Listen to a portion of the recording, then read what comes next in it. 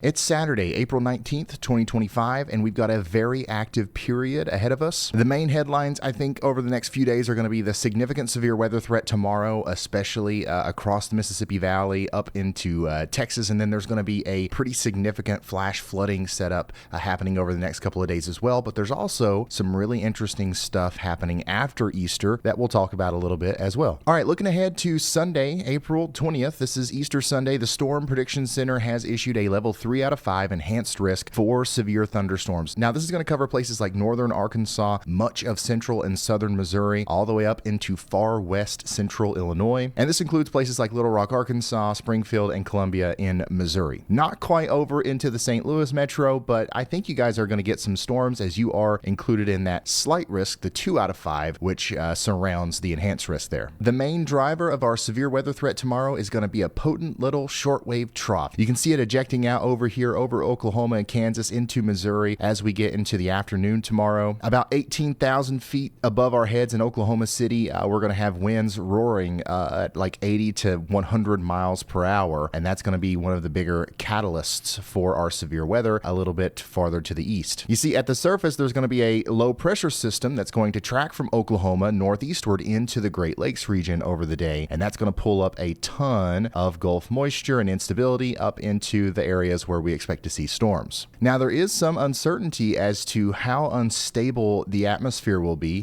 This is our CAPE, our convective available potential energy, how much thunderstorm fuel we're going to have out there. Once again, it's within the wazoo, right? So we're not talking about crazy amounts of CAPE. We're not talking about a very unstable air mass, but 1,500 joules per kilogram of CAPE is plenty of thunderstorm fuel to get us going, especially when we have a cold front and so much forcing. There's going to be storms, right? So there's no doubt in my mind that we're going to have a large area of storms, but how intense are those storms really going to be able to become with limited amounts of instability? And you can see that we peak out around 5 p.m. there, and the instability really just disappears overnight into the early morning hours on Monday. That's why we don't have such a high risk over there towards St. Louis and the farther east that we go. But one thing that this storm has going for it is a significant amount of wind shear and helicity, so lots of spin in the atmosphere. We could be talking about maybe incredibly high SRH levels over here. Anything over 150 is good enough to potentially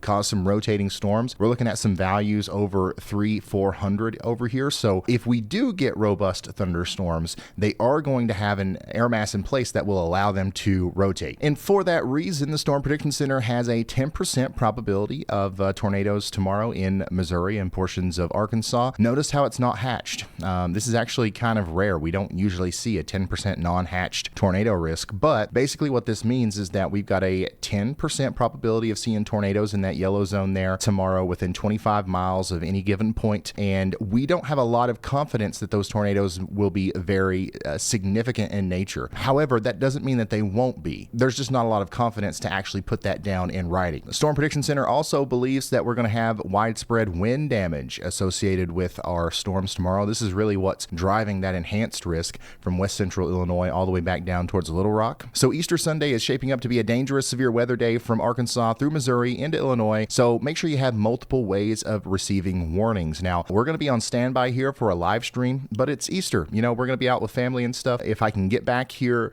before the storms start, we're definitely going to be live, because it doesn't look like we're really going to see significant storm activity until maybe after 3 or 4 p.m. And so if it's more in the evening, I'll definitely be here. So make sure you have notifications turned on and all that good stuff. And we're about to get much deeper into the forecast here, but first, we've got to shout out today's very awesome sponsor, Upside, cashback made easy. When you're running a channel like this one and you're constantly on the move, we found out that it's like really beneficial to make cashback on every purchase that we make. So this free Upside app is basically a no-brainer for us. It gets you cashback on daily essentials like gas, groceries, and dining. And for a team that's always on the road chasing severe weather or making food runs during our long live streams, those earnings are really adding up. What I love about this app is how easy it is to use. So when we're using it, we just claim an offer on the Upside app for whatever we're buying. We pay with our regular card like we normally would. We follow a few quick steps in the app and boom, we get paid real money that goes straight into our bank accounts. There's literally over 100,000 gas stations, grocery stores, and restaurants in the app. Last week, the team grabbed lunch at a local restaurant and earned cash back without changing anything about our routines. Upside users are making as much as $280 a year. To find out how much you could earn, go ahead and click on that link in the description to download the Upside app. Use code YALL to get an extra 25 cents back for every gallon on your first tank of gas. And you can also scan this QR code right here. Go ahead and get it, and then let me know how it goes down in the comments below. You're gonna love it, and let's get back into the video. Now, shifting back to today, Saturday, April 19th, we have a significant threat for heavy rainfall and flash flooding. The Weather Prediction Center has issued a moderate risk, that's a 3 out of 4, for excessive rainfall over here from around Wichita Falls up through Tulsa, northwest Arkansas, back down into Springfield, Missouri. Once again, there's a slight risk surrounding this that extends from central Texas all the way up into Illinois and Indiana. And we talked about this yesterday. This is going to be because there's a stationary front that's just parking here, and there's a ton of Gulf moisture that's going to be hitting that and getting flung up to the north and east with those enhanced jet streak winds. And it's just going to kind of dump a ton of moisture over the same areas over and over again. We've heard this song and dance a million times already this spring, and it's the same thing again. And unfortunately, some of the same areas are going to be getting hit here in Arkansas and Missouri. Look at all that very warm, moist, unstable air just hitting that boundary, and it's not going anywhere. You see what I'm saying? It's just the same areas getting hit over and over again. And our high resolution models here are showing significant banding and torrential downpours, potentially training over not just localized areas, but we're talking about widespread rainfall here. So we're going to have a flash flood threat, certainly, but this is also probably going to become another river flooding situation as well. Now, this is the WPC 7-day forecast, and the reason this is significant is because most of this rain is going to fall in the next 24 hours. So some places are going to see well over 4 or 5 inches of rain. If that happens, we are going to see flash flooding, and even places over here in southern Missouri and northern Arkansas that have already dealt with flooding recently, and some of those rivers and tributaries are still kind of swollen. It's not going to take much to send the water back up. We're talking about 3 inches, maybe 4. That's enough. That'll do it. So if you live in a flood-prone area, make sure you are prepared for this. And of course, all this starts with severe weather today in a very thin band from Texas all the way up into maybe close to Cincinnati. We're going to mostly be focused on Texas with that enhanced risk down there, because we do have a very significant chance of very large damaging hail today down here in West Texas. So there's going to be a dry line associated with that little shortwave trough that we were talking about in the surface low pressure system that's going to be forming that will cause our storms tomorrow. When that first gets going and it first runs into all of that moisture we were just looking at over here in Texas, it's going to explode some storms over here. And I think that the main thing is going to be very, very large hail, maybe even baseball size hail as we go through the evening tonight. And because we have that developing low pressure system, we're also right behind the very moist air. We're going to have very dry air, and that's going to be racing over portions of West Texas as well, leading to another elevated fire threat. You can see those wind gusts really cranking there, maybe over 30 to 40 miles per hour as the relative humidity is going to drop to nearly 0 over the next 24 hours or so, and that is just going to literally add fuel to any fire that's ongoing out there. And while we're dealing with all this rain and severe weather over there in the Rockies, you guys are going to be dealing with some snow, maybe even some significant snow. Through tomorrow, some places will pick up over 15 to 18 inches of snow. And this is additional snow on top of